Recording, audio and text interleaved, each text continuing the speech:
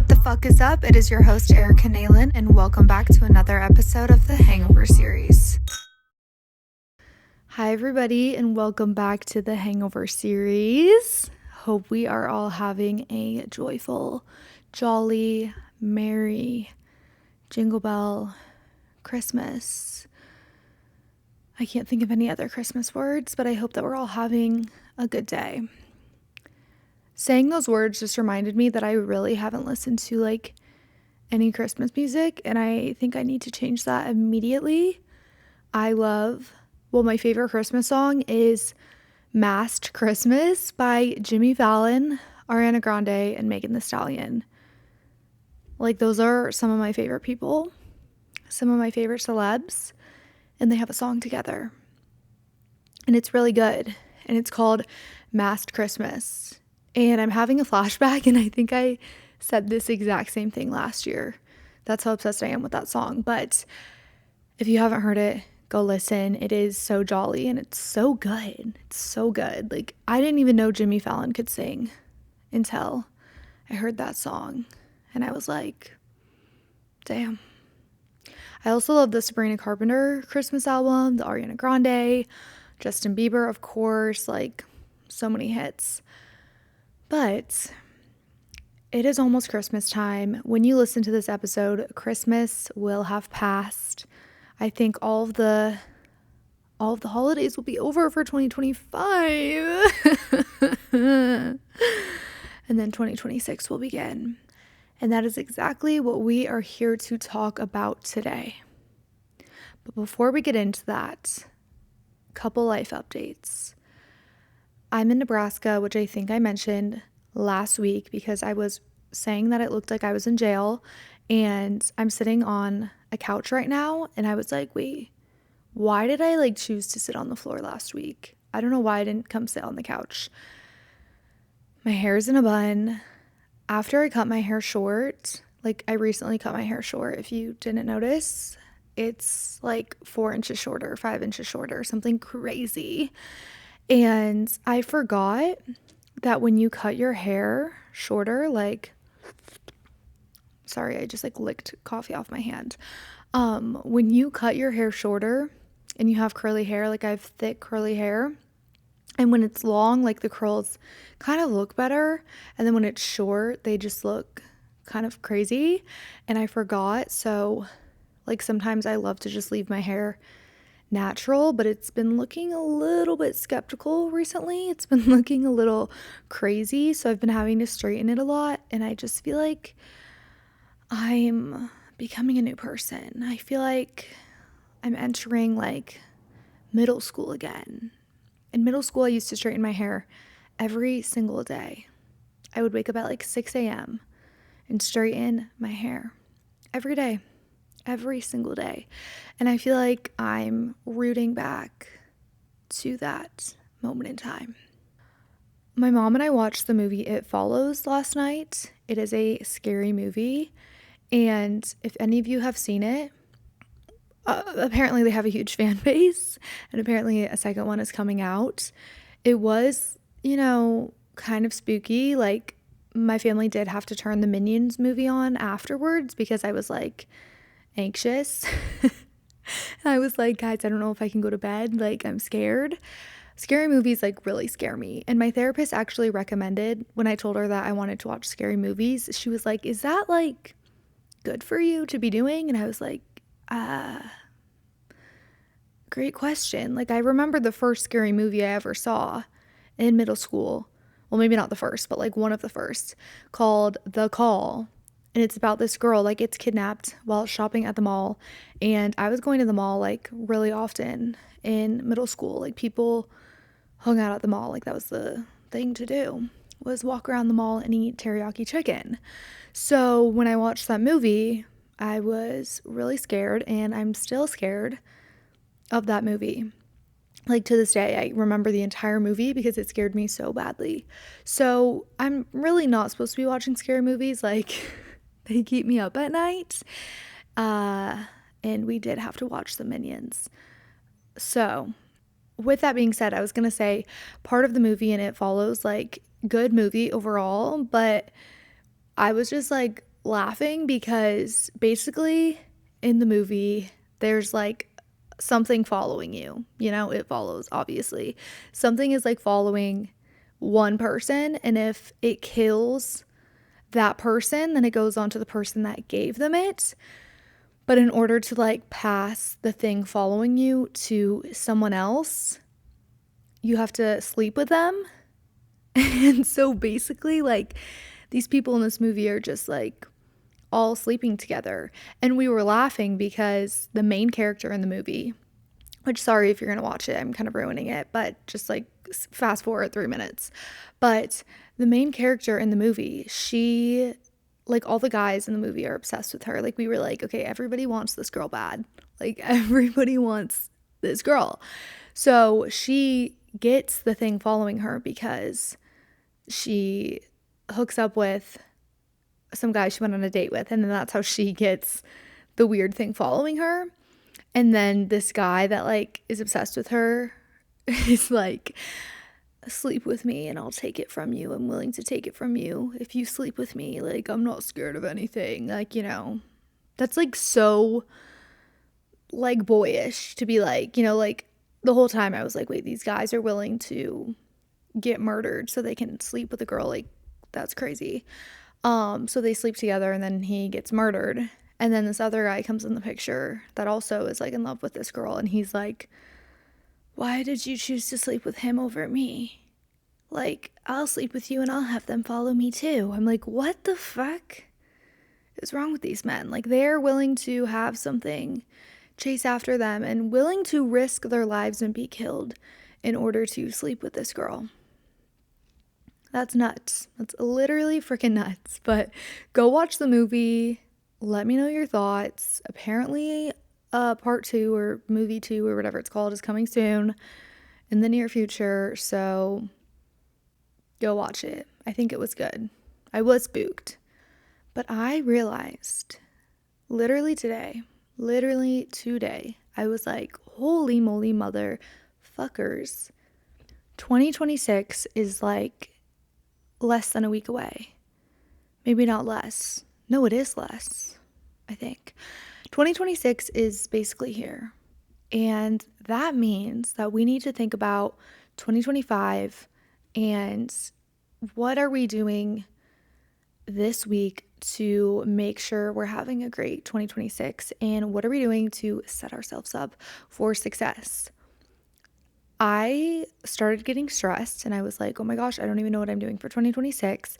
And I feel like we put a lot of pressure on ourselves to like have our shit figured out before 2026, before the new year gets here, because we think that like overnight we're going to become these new people. And I think as like society, for some reason, we're just like, new year, we can change everything about ourselves, which is really cool. But I also think you can do that like at any time you want. Like, let's say you don't have any New Year's resolutions, you don't have any plans to change in 2026 on January 1st. Like, you're like, new me, not happening. I'm staying me forever. Like, that's cool. You can change in April. You can change in June. You can change whenever you want. You know, this life is yours. But I do think it's good to always reflect. And, you know, this just happens to be a good time to reflect because everyone's celebrating the new year, a new year is beginning. So I think it's okay to reflect and to think about what you want to bring in the new year, even though I don't think it's mandatory. And I do think we put a lot of stress and pressure on ourselves sometimes to want to change and to want to be something on the first. You know, everyone like starts going hard at the gym, everyone starts doing crazy shit, and you're like, whoa, whoa, whoa. Like, overnight we become zombies. We become like different creatures, which is okay to an extent. But I think it's important to not like come up with all these crazy plans and then start going hard on these crazy plans like January 1st, because that is not gonna like work in the long run. So I think to plan an entire year, like goals that you want to have throughout the year is what I'm trying to say, is more important than trying to do everything at once. So I wrote a couple things down that I think we should try to leave in 2025. We should try to do before 2026 begins. And that's what we're kind of going to go through. I also will say, as much as I love a new year and like I love, reflecting, I kind of don't like, I obviously am going to come up with some things, like the things that I say I'm going to do. But I also kind of look at a new year for myself as like my birthday. I don't know if anyone else does that. I assume a lot of people do that. But like on my birthday, that's when I'm like, okay, this is like my new year, because I'm literally turning a new age. So kind of look at it in that way. And then I kind of look as like the actual year changing, like 2025 to 2026, as like, let's come up with some goals for 2026. I could be making absolutely no effing sense right now. I genuinely don't know, but I hope that I'm making sense. So let's just go through the short little list that I wrote. And maybe you guys can do some of these or, yeah. Okay, the first thing, which this should be no surprise to anyone, that I am lucky enough that I actually don't have to do this year, but I think that you should do this year. I think that if there is a man out there that is playing games with you, that is making you question what you guys are, making you question what you're worth, like you're in a situationship, you're in a fling, maybe you're even dating someone, I think that you need to leave him in 2025, okay? Delete his number. Don't bring him into 2026. Like, I have a really good feeling about 2026 for all of us. And I think 2026 is going to be a great year.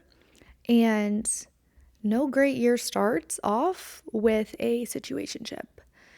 Last year, I actually haven't talked to a man in literally a year. Like the last guy I was quote unquote seeing, but it was like a one-sided situationship, whatever, leaving it in the past. But last year at this time was like the last time I, saw him, and he left me feeling really bad about myself, and he left me feeling questionable and just confused, and I just didn't feel like I just didn't feel good. I felt confused. I felt weirded out, and I was like, I'm not bringing that energy into my new year. Like, he is staying in 2024. Since this was last year, I'm like, he's staying, and I am not bringing any of this energy anywhere near me in the new year. And also, I was like, I'm not going to let another man treat me the way that that man treated me. Like, I don't ever want to be confused on how someone feels about me again. So last year, left him before the new year started, and it felt great. It felt so great knowing that I left him in the past, would never be speaking to him again, and then I was able to celebrate New Year's Eve, walk into the new year with no distractions, no confusion. Like, it's a great feeling.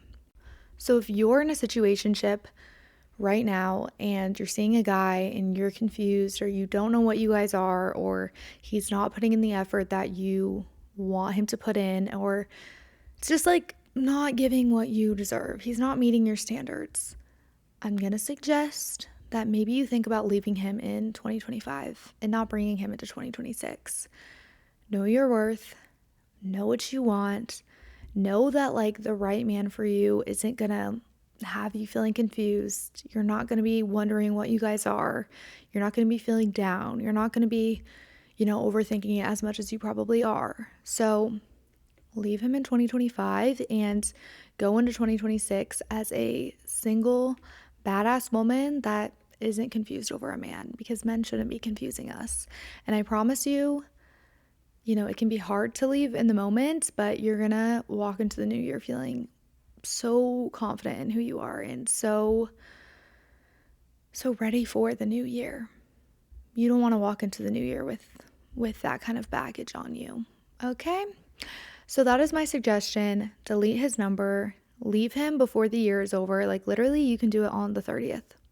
On December 30th. You know what? This isn't working out. Goodbye. Goodbye.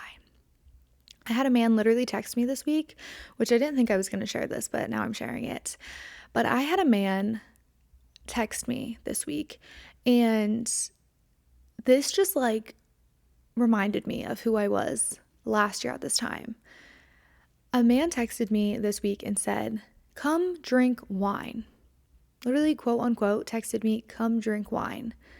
A man that I'm not seeing, like I literally have not seen or talked to a man in that way since 2024. And he texted me this week. Some guy said, "Come drink wine." And I read that message and was like, what the actual fuck? Like, he's texting me like he's a caveman. Come drink wine. Come drink wine. Like, that is not even a full sentence. That wasn't like a, "Hey, I saw that you're back in town. Would you want to come over and drink wine sometime this week? Hey, how are you doing? Would love to see you. Do you want to come drink wine this week? Would you want to go out and get wine?" Like, if I have to fill in the sentence for you, if I have to complete your sentence so that you're not texting like a caveman, "Come drink wine," I don't want it. I don't want it near me. But it reminded me of who I was in 2024 when the last man I talked to basically texted me something similar to that. And it was about having wine at his house. And I went. So it was honestly reflective and nice to see, like, in 2024, someone could have texted me that and I probably would have gone over. But in 2025, having someone text me that, I was icked out. Like, I was disturbed and stopped replying because I was like, like, it gave me the heebie-jeebies. Why are people texting like that? So I promise you, if you leave the man, a year is going to go by and another man is probably going to text you something similar.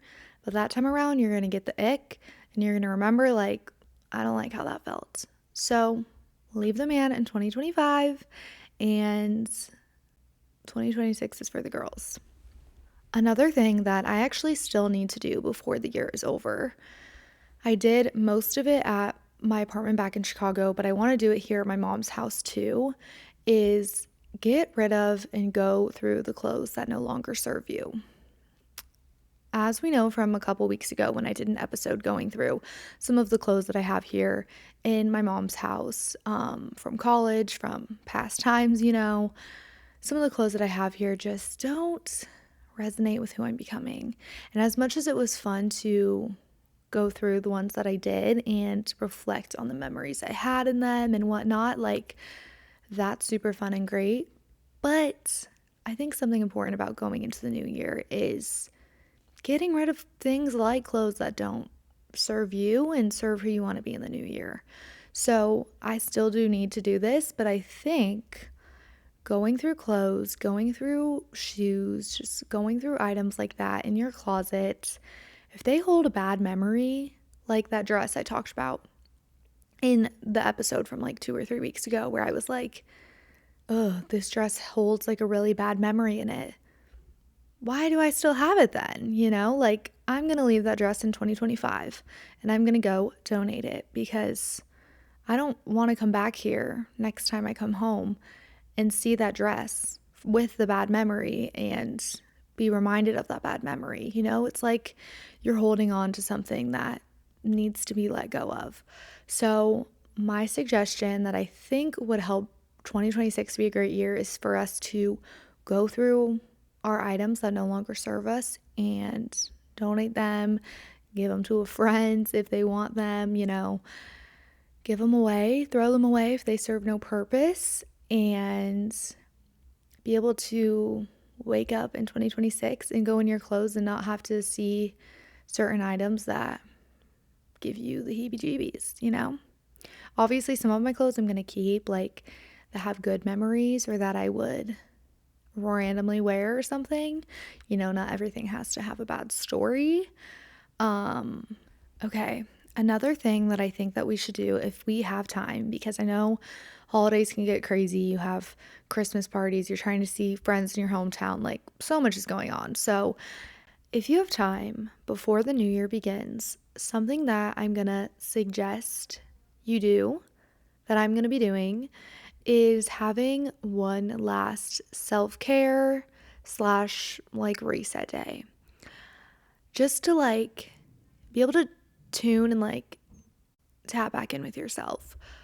I think I'm going to be doing that. I mean, it also doesn't have to be a full day because I was like, I think I'm going to be doing that Friday after work. So it doesn't have to be like a full day. It could be a night, it could be a morning, it could be an afternoon, but like take some time to like reset, feel good, do something for yourself.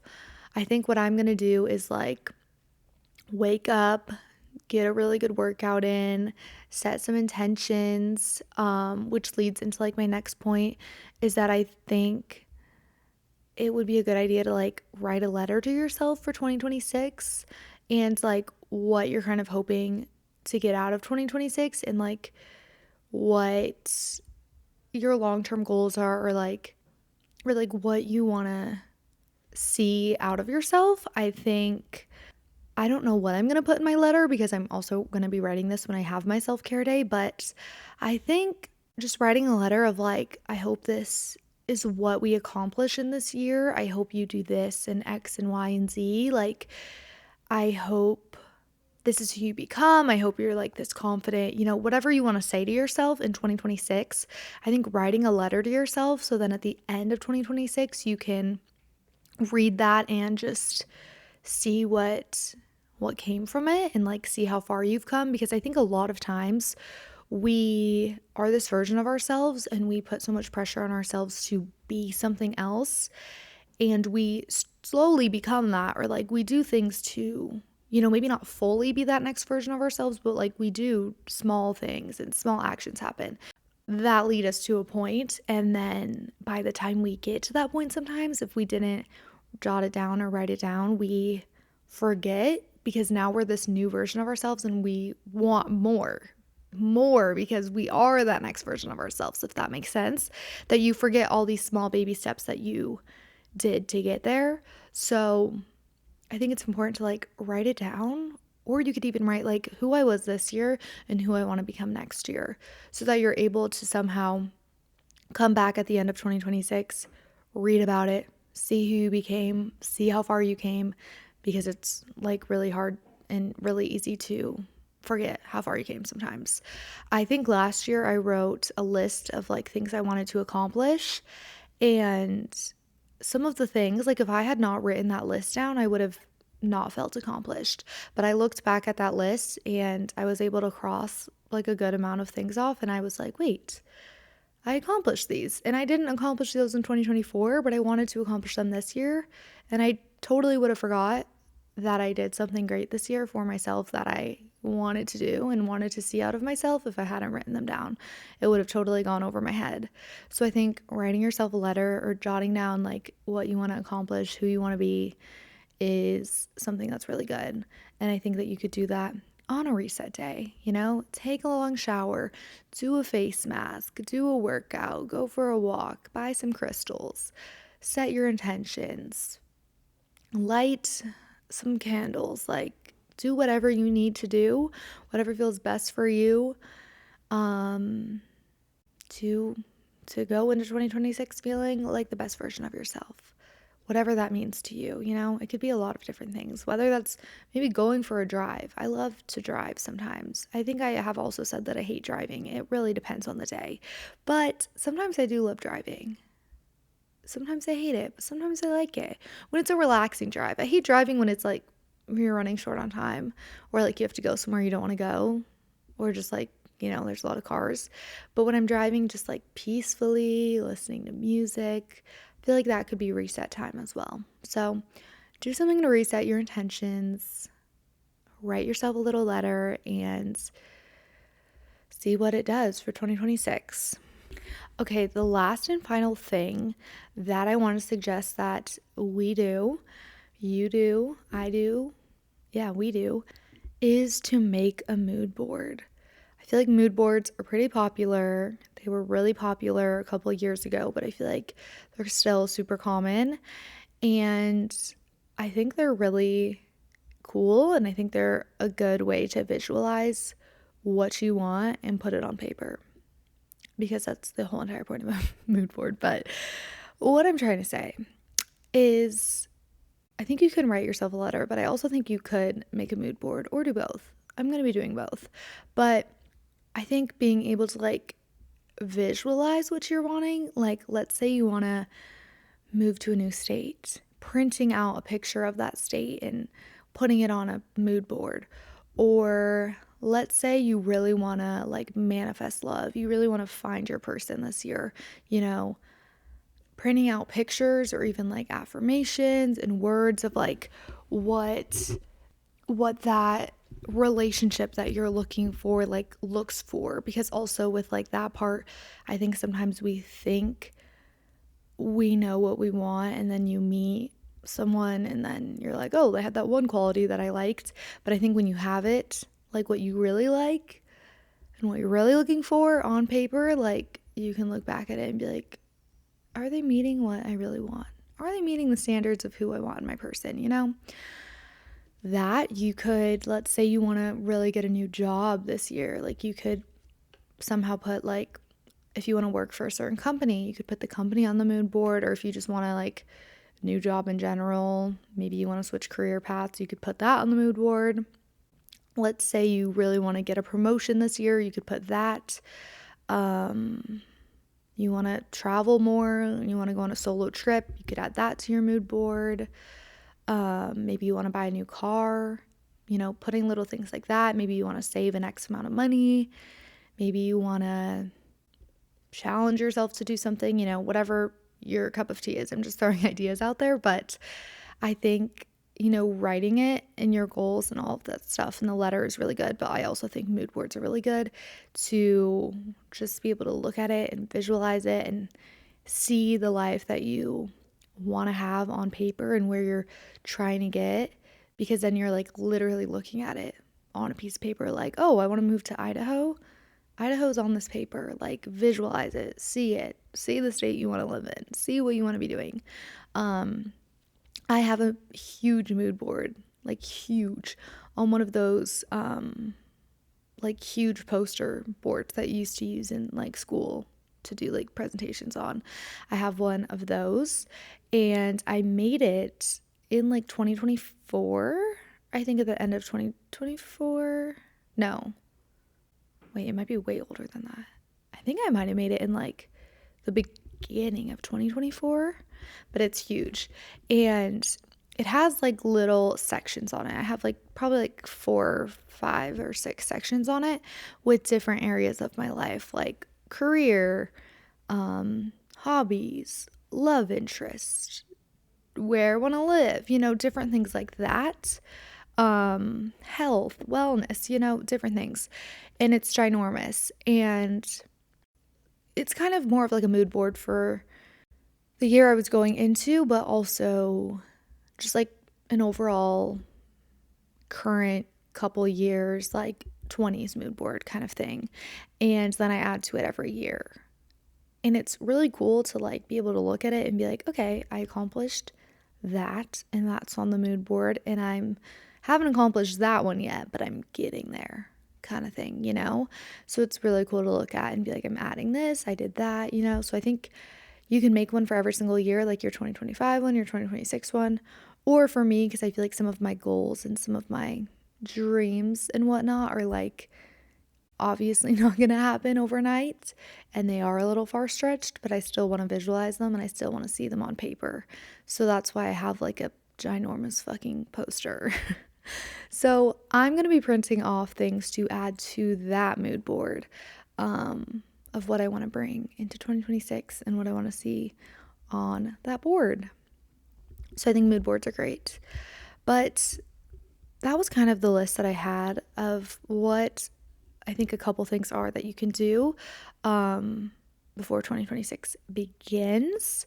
I know it's crazy with holidays and family time and friend time and all the things, but I think if you can at least do one of them, like write a letter to the mood board, have a little reset moment, or just delete his phone number, you know? Whether you do one or you do all, I think anything is great. Or if you just even, you know, think about your intentions, like give yourself at least like 30 minutes, an hour, however long you can, if you can, to think about it. You know, at least try to brainstorm or try to get your brain and intentions on the right path for the new year. But that is kind of all I had today. I am excited for the new year. I think 2026 is going to be a great year. Um, I hope everyone has fun New Year's plans. I'm excited for my New Year's plans. I'm actually really excited. So, I hope everyone has a good one. I hope everyone had a good, happy holidays. And I hope that you can take something away from this and bring some good intentions into 2026. So, that is all I had for you guys today, but I will catch you guys next week. Bye.